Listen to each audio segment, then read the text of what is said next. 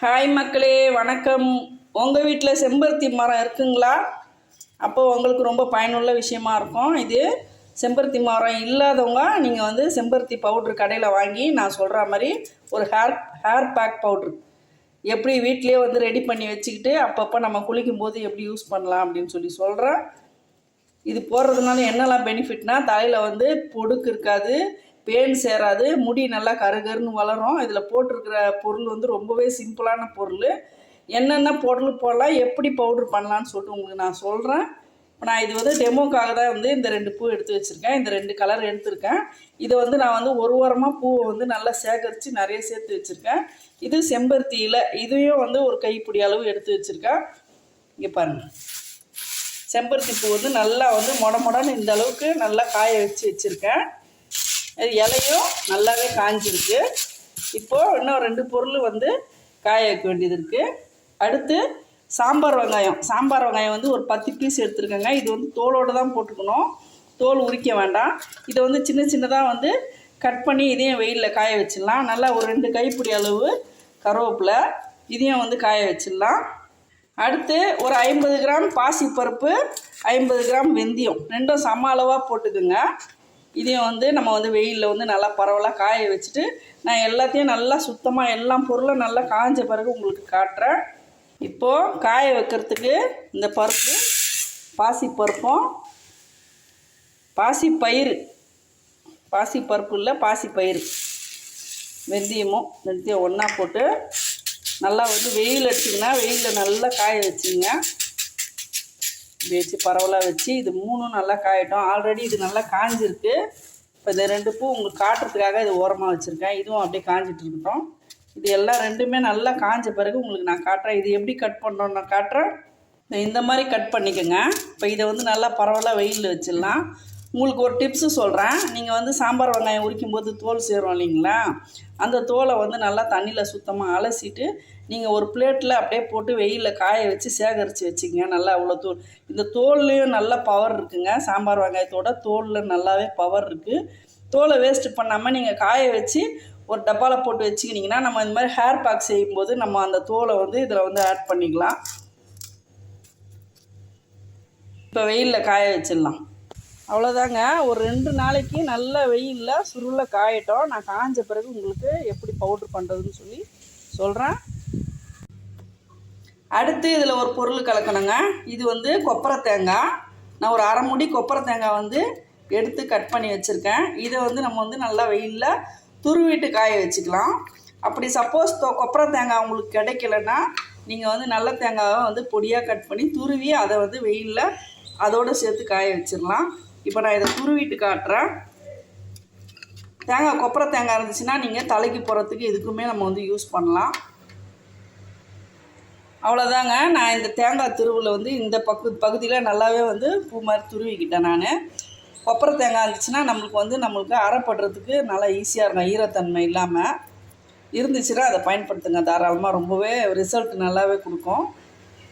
அப்படி வந்து நீங்கள் தேங்காய் துருவ முடியலன்னா நீங்கள் மிக்சி ஜாரில் வந்து துருவிட்டு கூட காய வச்சுக்கலாம். இப்போ இதையும் சேர்த்து அது கூட வெயிலில் காய வச்சிடலாம். இதையும் வச்சாச்சு. இப்போது நல்லா எல்லாமே காயட்டும். காஞ்ச பிறகு எப்படி இருக்குன்னு சொல்கிறேன். இன்றைக்கி 2வது நாளுங்க. சாம்பார் வெங்காயம் நேற்றே வந்து கிட்டத்தட்ட 3/4 காஞ்சிருச்சு. இன்றைக்கி சாயந்தரம் வரலாம் இருந்துச்சுன்னா நல்லா அருமையாக காஞ்சிரும். இது வந்து வறுக்கக்கூடாது, வெயிலில் வந்து நல்லா வந்து காயணும். தேங்காயும் பாருங்கள் நல்லா அருமையாக காஞ்சிச்சு. இது வந்து கொப்பரை தேங்காய்ன்றதுனால நம்மளுக்கு ஒரே நாளில் நல்லா காஞ்சிருங்க. நல்லா வந்து பரவலாக வச்சிடலாம். சாயந்தரம் பார்ப்போம். இது ஏற்கனவே நல்லாவே காஞ்சிருக்குங்க, அதனால் இன்னும் பிரச்சனை இல்லை. ஒரு வாரமாகவே காஞ்சிட்ருக்கு. இப்போ இது 3 தான் காயணும். அவ்வளோதாங்க. எல்லாமே வந்து அரைக்கிற பக்குவத்துக்கு நல்லாவே அருமையாக காஞ்சிருச்சு. நல்லா மொடன்னு காஞ்சிச்சு பாருங்கள். சாம்பார் வெங்காயம் வந்து இந்த மாதிரி காஞ்சிருச்சுன்னா நம்மளுக்கு ஈஸியாக அரைப்படும். இப்படி நொறுங்கணும் அந்தளவுக்கு அருமையாக காஞ்சிருச்சு. 2 நாள் நல்லா தேவைப்பட்டிருக்கு இதுக்கு. இதுவும் நல்லா காஞ்சிருச்சு. தேங்காயில் வந்து கொஞ்சம் கூட ஈரம் இருக்கக்கூடாதுங்க, அதனால தான் நான் கொப்பரை தேங்காய் எடுத்திருக்கேன். இப்போ எல்லாத்தையுமே வந்து நம்ம வந்து அரைச்சிடலாம். ஒவ்வொன்றா எப்படி அரைக்கலாம்னு சொல்கிறேன். முதல்ல இந்த செம்பருத்தியை வந்து கொஞ்சம் கொஞ்சமாக எல்லாத்தையும் போட்டு மிக்ஸி ஜார்லாம் நல்லா நைஸாக பவுட்ரு பண்ணி ஒரு பிளேட்டில் ஃபஸ்ட்டு போட்டுடலாம். நல்லாவே அரைஞ்சிருச்சுங்க. அதை பாருங்கள், இந்த மாதிரி வந்து கொஞ்சம் கொஞ்சமாக போட்டு நம்ம வந்து அரைச்சி ஒரு பிளேட்டில் கொட்டிக்கலாம். இப்போ இதேமாரி நான் எல்லாத்தையும் அரைச்சிட்டு உங்களுக்கு காட்டுறேன். இதில் வந்து ஒரு ஒரு ஒரு எலுமிச்சப்பழம் வந்து நான் துண்டு துண்டாக பொடியாக கட் பண்ணி இதையும் நான் காய வச்சுருந்தேங்க. இதை நான் வந்து வீடியோவில் சொல்லலை, முதல்ல மறந்துட்டேன். இந்த செம்பருத்தியோடு சேர்த்து நான் ஒரு வாரமாக காய்ஞ்சிட்ருக்கு இது. அதனால் இது உள்ளே மறந்த மாதிரி இருந்ததுனால நான் கவனம் இல்லாமல் வந்து வீடியோவில் ஃபஸ்ட்டு சொல்லலை. இப்போ அரைக்கும் போது எனக்கு வந்து தெரியுது. இப்போ இதையும் ஒரு சின்ன பழமாக எலுமிச்சப்பழம் வந்து பொடியாக கட் பண்ணி அதையும் வந்து இந்த செம்பருத்தி காய வைக்கும்போதே அதையும் வந்து கட் பண்ணிக்கோங்க. ரொம்பவே நல்லது எலுமிச்சப்பழமும். பாருங்க, இந்த மாதிரி நொறுங்குற அளவுக்கு நம்மளுக்கு நல்லா வந்து நொறுங்குற அளவுக்கு காயணும். அப்போ தான் வந்து நம்மளுக்கு ஈஸியாக அரைப்படும். இந்த லெமன் வந்து நல்லாவே வந்து பவுட்ரு ஆயிடுச்சு. அவ்வளோதாங்க, செம்பருத்தி பவுட்ரு எல்லாத்தையும் அரைச்சாச்சு. பூ எல்லாமே காலி. அடுத்து இந்த பருப்பு எடுத்து மிக்ஸி ஜாரில் போட்டு இதை வந்து ஃபஸ்ட்டு ஒரு ஓட்டு ஓட்டிக்கலாம். ஜாரில் போட்டாச்சு. இந்த பச்சை பயிரும் வெந்தயமும் ஓரளவுக்கு குறைப்பாக அரைச்சாச்சு. இப்போ இதுலேயே வந்து இந்த தேங்காய் துருவுலையும் சாம்பார் வெங்காயத்தையும் மேலேயே போட்டுக்கலாம்.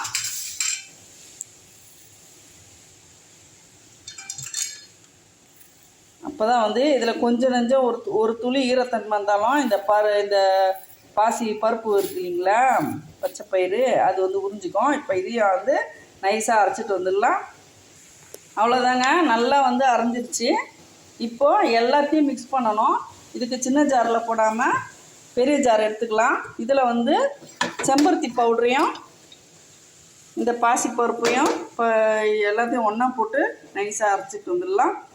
இது வந்து ஒன்றா கொட்டி கலக்கும்போது சரியாக கலக்காது. நம்ம வந்து மிக்ஸி ஜார்லேயே இதே வந்து ரெண்டும் ஒன்றா போட்டு ஒரு ஓட்டு ஓட்டிட்டோம்னா நம்மளுக்கு எல்லாமே நல்லாவே மிக்ஸ் ஆகிடும். எல்லாத்தையும் ஒன்றா போட்டாச்சுங்க. இப்போ அரைச்சிட்டு வந்துடலாம். பாருங்கள் தேங்காய் எவ்வளோ நைஸாக அரைப்பட்டுருக்குன்னு. இப்போ எல்லாத்தையும் வந்து நல்லா மிக்ஸியில் ஃபுல்லாக நைஸாக அரைச்சிட்டு வந்துடலாம். நல்லா அரைப்பட்டுடுச்சுங்க. எல்லாமே நல்லா வந்து கலந்துருச்சு. கரெக்டான பக்குவத்தில் இருக்குது. இப்போ இதை வந்து எப்படி பயன்படுத்தலாம் நான் சொல்கிறேன். எல்லாத்தையும் ஒரு பிளேட்டை போட்டாச்சுங்க. நம்மளுக்கு கிட்டத்தட்ட வந்து 1/4 கிலோவுக்கு மேலே கிடச்சிருக்கு. பாருங்க, ரொம்பவே சூப்பராக இருக்குது. இது ரொம்பவே பவர்ஃபுல்லான ஒரு பவுடருங்க. வீட்லேயே நம்ம வந்து அழகாக பயன்படுத்தலாம். எதுக்கு எளிமையாக வந்து வீட்லேயே நம்ம வந்து இருக்கிற பொருள் வச்சு எப்படி இந்த மாதிரி யூஸ் பண்ணலான்னு சொல்லிட்டு நான் சொன்னேன்னா, நான் வந்து சின்ன வயசில் அரப்பு தூளில் வந்து இதெல்லாம் வந்து நாங்கள் எங்கள் அம்மா போட்டு எங்களுக்கு அரைச்சி அரப்பு தூளாக கொடுப்பாங்க. இன்னைக்கு இந்த காலத்தில் வந்து அரப்பு தூள், சீக்காய் இதெல்லாம் யாருமே பயன்படுத்துறது கிடையாது. சீக்காய் ஷாம்பு இது இன்றைக்கி வந்து ஷாம்பு இல்லாமல் வந்து குளிக்க முடியாதுன்ற ஒரு கண்டிஷனில் எல்லோரும் வாழ்ந்துட்டுருக்காங்க. அதனால தான் வந்து முடி வந்து எல்லாருக்கும் முடி கொட்டுற பிரச்சனை கெமிக்கல்லாம் யூஸ் பண்ணுறதுனால ரொம்பவே அதிகமாக இருக்குது. இன்றைக்கி வந்து ஷாம்பு இல்லைன்னா வந்து குளிக்க முடியாது அப்படின்னு எப்படி சொல்கிறீங்களோ அதே மாதிரி எங்கள் காலத்தில் நாங்கள் சொல்கிற விஷயம் எதுன்னா, இது என்ன தெரியுதுங்களா, இது வந்து கஞ்சி தண்ணி. இந்த கஞ்சி தண்ணியை வந்து வீட்டில் இல்லைன்னா வீட்டில் பக்கத்து வீட்டில் கேட்போம், கஞ்சி தண்ணி இருக்குங்களா அவங்ககிட்ட அப்படின்னு. இந்த கஞ்சி தண்ணி இல்லாமல் எங்களால் குளிக்க முடியாதுங்க. தலை கசக்கிறதா இருந்தால் கண்டிப்பாக கஞ்சி தண்ணி வேணும். ஏன்னா வீட்டில் வந்து அரப்பு தூள் இருக்கும், கஞ்சியில் தான் நாங்கள் கலப்போம். இந்த மாதிரி வந்து நான் இப்போ உப்பு போடாத கஞ்சி சாதம் வச்சிங்கன்னா, உப்பு போடாமல் நீங்கள் என்றைக்கு தலை கசக்க போகிறீங்களோ அன்றைக்கி உப்பு போடாமல் சாதம் வச்சுட்டு அதுலேருந்து நீங்கள் வந்து ஒரு கிண்ணம் எடுத்து வச்சுக்கோங்க. நீங்கள் நைட்டே எடுத்து வச்சிங்கன்னா இன்னும் ரொம்ப பவர். அது கொஞ்சம் கஞ்சி தண்ணி வந்து புளிக்கணும். புளிச்சதுன்னா வந்து நம்மளுக்கு அந்த பொடுக்கெலாம் வந்து போயிடும். இப்போ இதுலேருந்து வந்து நம்ம வந்து யூஸ் பண்ணிக்கலாம். இப்போ ஒரு நேரம் குளிக்கிறதுக்கு நம்ம வந்து அவங்கவுங்க தலைமுடிக்கு ஏற்ற மாதிரி நம்ம யூஸ் பண்ணிக்கலாம். ஒரு 2 டீஸ்பூன் போட்டு இந்த கஞ்சி தண்ணி இதை வந்து இதில் ஊற்றிக்கணுங்க. தண்ணி ஊற்றி கலக்காமல் இப்படி கலக்கும்போது நம்மளுக்கு வந்து சளி பிடிக்கிறது எந்த பிரச்சனையுமே வராதுங்க. ரொம்பவே பவர்ஃபுல்லான ஒரு ரெமடிங்க இது. தலைமுடி வந்து சூப்பராக வளர ஆரம்பிச்சிடும். நீங்கள் இது வந்து பழைய விஷயம், இது புதுசு கிடையாதுங்க, ரொம்ப பழங்கால விஷயம். இதை வந்து நான் வந்து என்னுடைய சப்ஸ்கிரைபரும் என் வீடியோ பார்க்குறவங்க எல்லாருக்குமே இது வந்து பயனுள்ளதாக இருக்கணும்னு சொல்லிட்டு நான் வந்து செய்து காட்டுறேன். பாருங்கள், போட்ட உடனே உறிஞ்சிருச்சு. இன்னும் கூட வந்து நம்ம வந்து கஞ்சி தண்ணி கொஞ்சம் ஊற்றிக்கலாம். இது ஊற ஊற நம்மளுக்கு அழகாக வந்து ஒரு பேஸ்ட் மாதிரி கிடைக்கும். நுரைக்காது. ஆனால் வந்து தலையில் நல்லா ஃபுல்லாக அப்ளை பண்ணிவிட்டு ஒரு 20 நிமிஷத்துலேருந்து அரை மணி நேரம் நல்லா ஊற விட்டுட்டு அதுக்கப்புறம் நீங்கள் குளித்து பாருங்கள். இதில் இந்த தேங்காயெல்லாம் போட்டுருக்கிறதுனால தேங்காய், செம்பருத்தி பூலாம் வந்து நம்மளுக்கு வந்து தலைக்கு வந்து இந்த ஷைனிங்காக இப்போ ஒன்று பூசுகிறாங்க இல்லைங்களா, அது எனக்கு சொல்ல தெரியல. அது அந்த மாதிரி வந்து ஷைனிங்காக இருக்கும். முடி வந்து அப்படியே பல பல பலன்னு இருக்கும். தலைமுடி வந்து சிக்கு இல்லாமல் இருக்கிறதுக்கு ஒரு லிக்விட் மாதிரி தடவுவாங்க இல்லைங்களா, அதெல்லாம் நான் பயன்படுத்துறது இல்லை. அதனால் எனக்கு அது பேர் கூட எனக்கு தெரியல. நான் இந்த மாதிரி இயற்கையான பொருளை வச்சு தாங்க எப்போவுமே வந்து யூஸ் பண்ணுவேன். பாருங்கள் எப்படி பாருங்கள், ஒரு 2 நிமிஷத்தில் எப்படி களிம்பு மாதிரி அப்படியே வந்து பேஸ்ட்டாக இருக்குது பார்த்தீங்களா. இப்போ நம்ம வந்து உடனே இந்த மாதிரி ரெடி பண்ணி வச்சுக்கிட்டோம்னா உடனே வந்து நம்ம எடுத்து யூஸ் பண்ணிக்கலாம். வெந்தயம் ஊற வைக்க தேவையில்லை, செம்பருத்தி பூ நம்மளுக்கு தேட தேவையில்லை. நம்மளுக்கு ரெடிமேடாக வந்து டக்கு டக்குன்னு கிடைக்கும். இது செம்பருத்தி மரம் உங்கள் வீட்டில் இல்லைன்னா நீங்கள் வந்து கடையில் வந்து ஈஸியாக கிடைக்கிது. ரொம்ப கம்மி ரேட்டு தான் செம்பருத்தி பவுடர் கிடைக்கும். அழகாக ஒரு 100 கிராம் பேக்கெட் பவுட்ரு வாங்கி கூட நீங்கள் வந்து நம்ம வீட்டில் இருக்கிற வெந்தயத்தையும் பாசிப்பருப்பையும் வச்சு நம்ம இந்த மாதிரி ரெடி பண்ணிக்கலாம். பாசிப்பருப்புனா பொங்கலுக்கு போடுற பருப்பு இல்லைங்க, முழு பச்சை பயிர். அது வந்து பாசிப்பருப்புன்னு சொல்லி அதே மாதிரியே வருது. எனக்கு கண்டிப்பாக இந்த வீடியோ உங்களுக்கு ரொம்ப பயனுள்ளதாக இருக்கும்னு நான் நம்புகிறேன். வாய்ப்பு கிடைச்சா உங்கள் வீட்டில் இருக்கிற வாலிப பசங்களுக்கு கண்டிப்பாக இந்த மாதிரி செய்து கொடுங்க. வீட்டில் இது ரொம்ப கஷ்டமான விஷயம் கிடையாது, ஈஸியாகவே செய்யலாம். இந்த வீடியோ பிடிச்சிருந்தா லைக் பண்ணுங்கள், ஷேர் பண்ணுங்கள், சப்ஸ்கிரைப் பண்ண மறக்காதீங்க. தேங்க்யூ மக்களே.